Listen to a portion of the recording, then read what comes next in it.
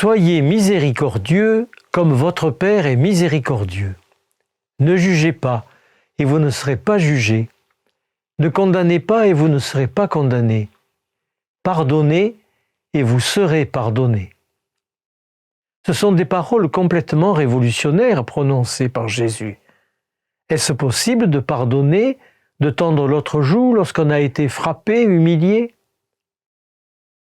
Qu'attendez-vous de cette audience ? Demande le président de l'audience au procès des assassins du père Hamel. Je rêve que ceux qui ont formé les agresseurs viennent demander pardon. Quand on ne pardonne pas, ça devient de la haine.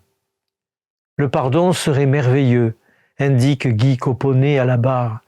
Il demande ensuite à la cour d'assises « Mesdames, messieurs les juges, je souhaite que vous jugiez dans un but de paix. » En fin d'audience, l'un des accusés, Farid Khelil, s'est adressé aux paroissiens.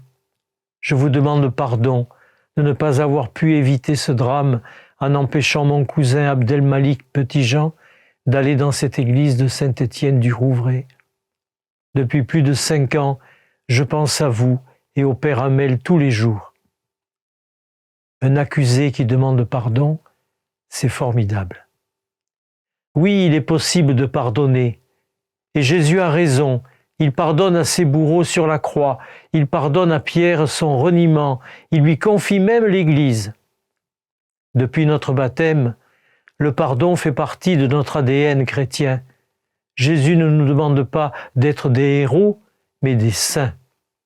Pardonne-nous nos offenses, comme nous pardonnons à ceux qui nous ont offensés, et ne nous laisse pas entrer en tentation, mais délivre-nous du mal.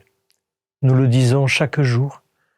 Que le Seigneur nous aide à le mettre en pratique, particulièrement dans ce temps de carême.